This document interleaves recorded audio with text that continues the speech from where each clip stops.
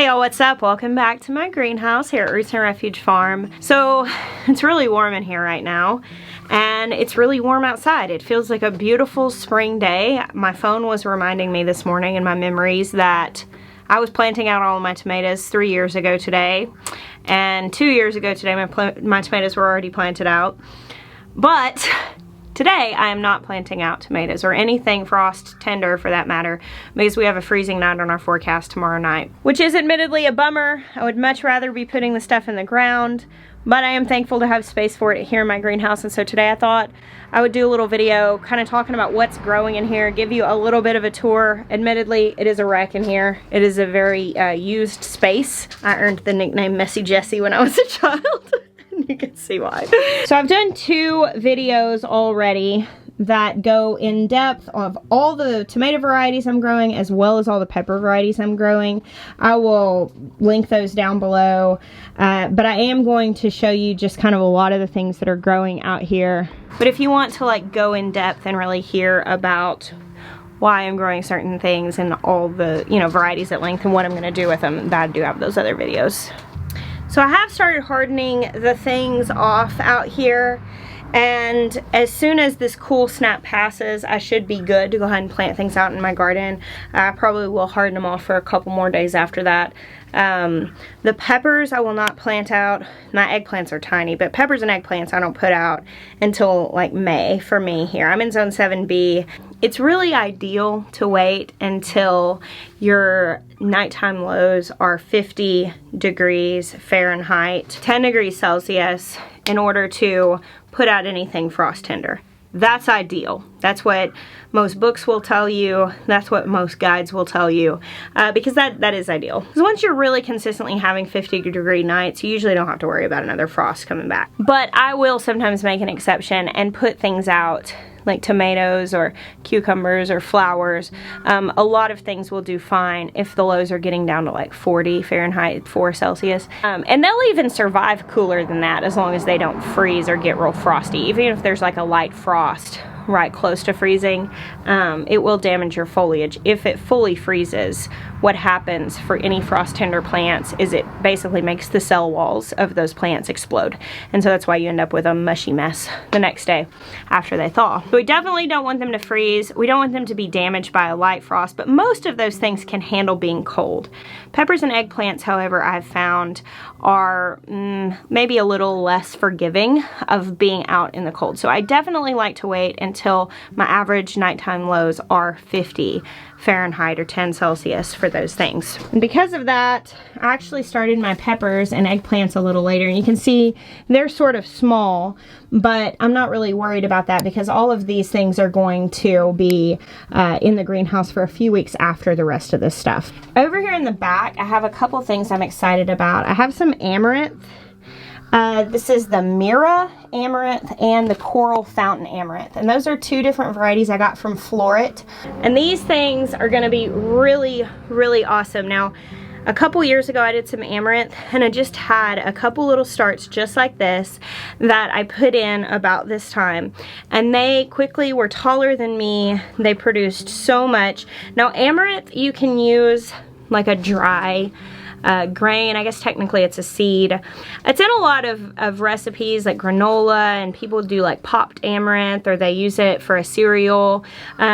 We actually didn't eat it when we grew it. I would like to experiment with that, but I actually just fed the seeds to my chickens, and I mostly just grew it for beauty. And these 2 varieties, the Mira and the Coral Fountain, are 2 that I got from Florit Flower on one of their restocks, and they were just really beautiful, and I thought they would add a lot to the garden. So some of these I'm probably going to put in the cottage garden area. It does reseed very readily, so I like that for my cottage garden. And I might put a couple of them in the main garden just for beauty's sake. Now, also over here, I have some smaller tomato starts that I started later. Like this is the Splash of Cream, which is a variegated tomato.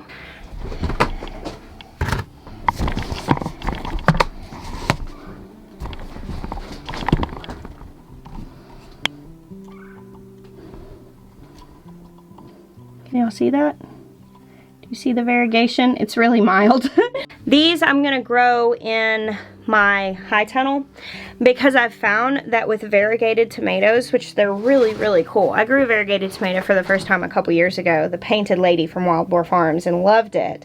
But what I found is when you grow it out in the garden and it gets full sun, a lot of the variegation and the splashing in the leaves turn solid green, which of course we're growing this primarily because it's variegated. So my thought was if I grow it in the high tunnel where we have shade cloth, it'll still grow well, it'll get enough sun to grow well, but that might keep a little bit more variegation showing on the leaves. Also, my friend Jill from Whispering Willow Farm, she got some seeds for a variegated Cherokee Purple, and she started some of those, and she saved me a couple of those plants as well. And so I'm gonna put those out in the high tunnel too. I have a couple other late started tomatoes here, Midnight Roma and Atomic Grape, which were seeds that were sent to me that I really appreciate, so I'm glad to have those in the garden this year. And then back here I also have some basils. So up here I've got a few different kinds of Cosmos, Rosetta, Apricot Lemonade, Cairo, Seashells, Diablo, and then I have a few basils, Genovese and Lettuce Leaf. And once these are good and hardened off and the frost is past, I'm gonna move those out, and they're gonna be mostly all over the cottage garden. And then I've got some cucumber starts here. Now I have in the greenhouse the cucumber starts, which I started these on a vlog once. I've got the Silver Slicer, which is my all-time favorite cucumber. The Parisian Pickling, which is another one I like that stays really small. Tasty Jade, which is a new F1 that I'm trying from Johnny Seeds, and Monica, which is one that doesn't require pollination, so it does well in the high tunnel situation. So that's what I've started that for. And I had a few people comment when I started these on that video, wait a second, I thought you said that you can direct sow cucumbers. So for the matter of cucumbers, melons, which I have some Kajari melons started in here as well, and all squash, all of those things you can direct sow in most places. If you live in a really short season, you might benefit from going ahead and starting them.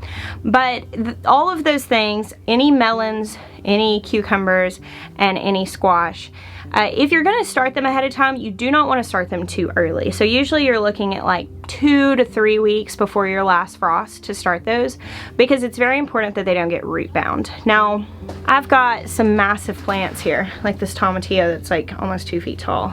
I want to show you what's going on in here. All right, so this root system on this Tomatillo, this isn't great. This is not a great thing. Like this plant is too big for this pot.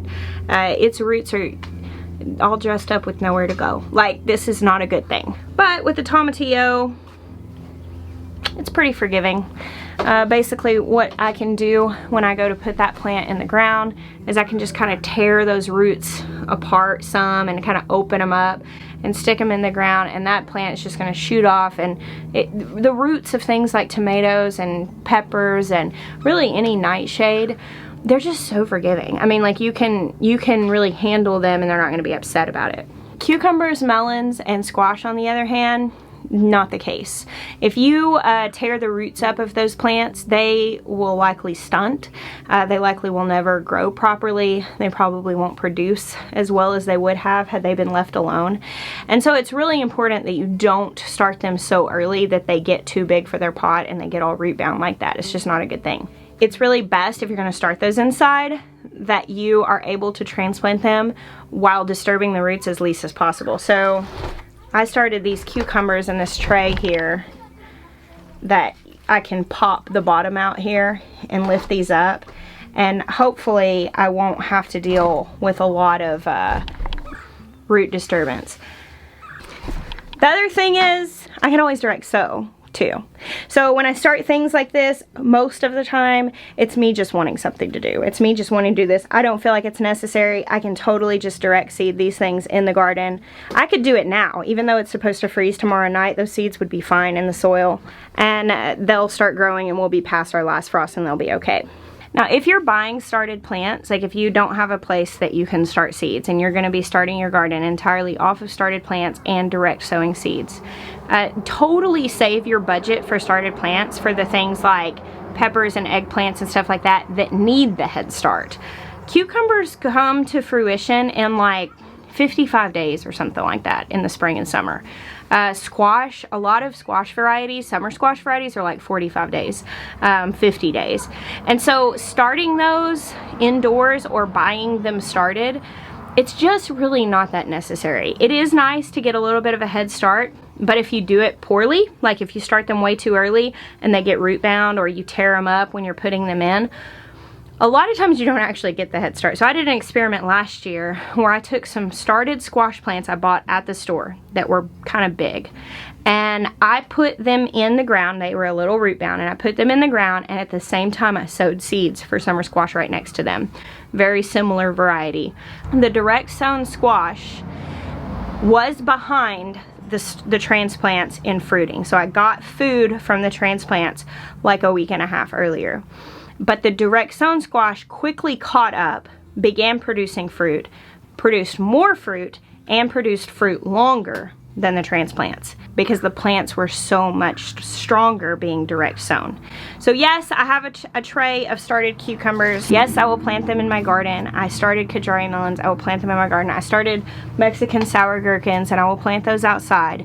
However, I will also direct sow things, and if I had to choose between the two, I would direct sow them. I don't have to choose. I can do both, and I can experiment, and I can have fun, and I can understand that this is all just part of the process. But if you're kind of like debating, I don't know what to do, just direct sow them. It doesn't have to be complicated. So here I've got several different marigolds, which I don't have a variety written on these. These were from seeds that I saved from my garden, so I don't know what the variety are. Probably a pretty basic one.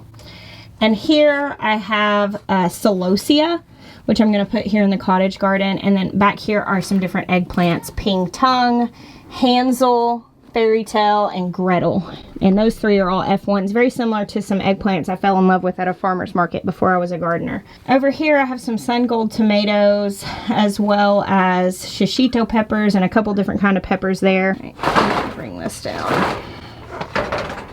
So I did the experiment in the little Jiffy peat pots this year, and everything seems to be growing pretty well in them. I'm definitely going to cut this netting off before I transplant these out in the garden.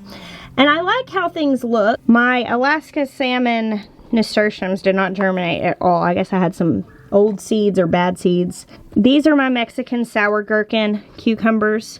So I'm going to put these out and get them started on an arch trellis. Here I have some Alaska mix nasturtium. Look at the happy variegation on that. Isn't that pretty? So those look really good. Orchid cream nasturtium. This is my first year growing this variety, and it's so pretty from the pictures. I'm so excited about that. And I have several zinnias: the Senora, Peach Zinderella, Lilac Zinderella. Let's see, what's this one? Cupid. And, oh, that's the Mexican sour gherkin. So I've got those 4 different kinds of zinnias. And those are all going up in that front garden bed. It's going to be just completely full of zinnias. You want to see something really cool? Okay.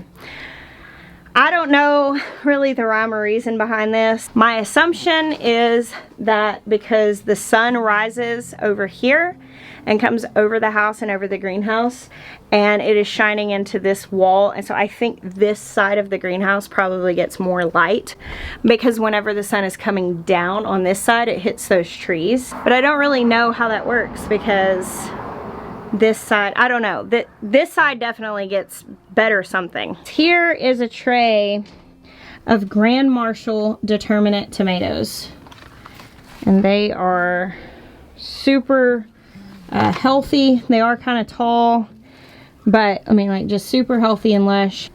And on this side is also Grand Marshal tomatoes, and these were all separated at the same time, and these are like half the height of the other ones. So somehow these must not be getting the same resources. I'm not sure why. Now here I have Tomatillos, which these things keep setting blossoms. I really need to get these plants in if the weather would cooperate. If you ever see plants in your greenhouse or on your seed starts that are starting to set blossoms or trying to set fruit, pluck those off, because these plants really need to have an opportunity to grow their root systems healthy before they put their energy into setting fruit. So I'm always pulling those off while they're still in the pots. So I've got the Queen of Monalco Tomatillo, Amaria Tomatillo, and I have a whole rest of this tray are my beloved pineapple ground cherries, which these are really kind of leggy. They're super tall. It'll be okay. It's not going to hurt them. But I think I have like 20 pineapple ground cherries. That's something we really, really like. It's like a cherry-sized tomatillo. Now, if you're growing full-size tomatillos, those do need 2 plants for pollination. If you don't have 2 plants, you won't get fruit because your flowers won't get pollinated. Pineapple ground cherries that's not the case. You can just have 1 ground cherry plant. We like them so much that we've always had more than 1. And they reseed a lot. So I'll end up with other ground cherry plants out in the garden just because we've had them the last few years. But with those 20 plants, I figure we have plenty to put in the garden and then also in the kids' garden because they're going to want their own. I've actually never got a super like big tomatillo harvest, but I really want one. I really want to be able to make salsa verde. I really like tomatillos, but I've just not had great success with them. One year I didn't realize that you had to have 2. I just had 1 and I didn't know what happened. And then last year, one of my plants got eaten and I didn't have any more starts. And so I just had 1 last year. It was a beautiful big lush plant, but I had no fruit. And I knew better. Circumstances being what they were in 2020 and plants were kind of sparse and hard to get, so I didn't end up. So I'm kind of determined to get like a good tomatillo harvest this year. I've got lots of tomato starts. These are all cherries. I'm super excited to have my blueberry cherry tomatoes, my berries crazy cherry tomatoes. Those are favorites. Over here, I have my tray of Dr. Witchies. Now, I did show you guys, I kind of goofed when I was fertilizing these and I didn't measure it. And I think I put too much fertilizer in and they were really struggling at first, but they've made a comeback. They're looking really, really good. All right, here's a better example of the splash of cream. There are some in the back of that tray and I saw them. Can y'all see that really pretty variegation on this plant? Isn't that so lovely? I don't know if you can even really distinguish anything in this jungle of tomato plants, but I want to point out right here, this plant is really neat looking. This is called the spoon, which is a tiny, tiny little fruit. And if you'll notice, they just look different than the other tomatoes. They have these little roundish leaves on the stems, and the stems are really, really smooth, unlike kind of the hairiness of other tomato plants. And I'm not 100% sure why that is, but I think that these are just kind of a wildish tomato, and they grow these teeny, teeny, tiny little fruits. And they're sometimes called teaspoon or post office spoon. I've got them listed as spoon. That's how the seeds were given to me years ago. They're really only good for snacking in the garden, but my kids like these and they always like to grow them in their garden. Another thing that I think is really interesting, just looking at this mass of tomato leaves, is how you can see the different leaves of different varieties. Like you've got the potato leaf. This is what a potato leaf tomato looks like. And then you've got your regular tomato leaf. And right now, I just regularly come in here and just bury my face in it and smell them because they smell so good. It's like sniff and chew. I'm so ready. So everybody always asks me what I'm most excited for in the garden in a new year. And I don't know how to answer that question in like clear terms of I'm most excited for this particular plant, because truly I just ache for the garden to come back whenever it's gone. It is true, I do have my favorites. It's like having favorite foods. I mean, it is. It's having favorite foods that you can only eat so many months out of the year. Like I love slicing up a couple of yellow like Kellogg's Breakfast or Dr. Witchies and some good dark dusky red tomatoes like Paul Robeson, and something really bright red like an Abe Lincoln, and just taking several thin slices of like multiple different kinds of tomatoes and stacking it up on some thick white bread with a good bit of mayo on there and just eating a tomato sandwich in the middle of the summer. That is so quintessential summer cuisine to me. And truly, of all the fancy food in the whole world, there's not much I would pick over a big fat tomato sandwich like that with a big old glass of strawberry basil lemonade or sweet tea at the end of a hot day in the garden. I mean, I've been to restaurants that were renowned and wonderful things like that, and those are great. But for me, like, that's my idea of sitting down to a perfect meal. And so really, it's not a matter of like what plant am I most looking forward to. I mean, it's my favorite meal coming back. It's my favorite time of year. It's all of this. Right now, when I come in the greenhouse and I'm just surrounded by a garden's worth of plants and seeds.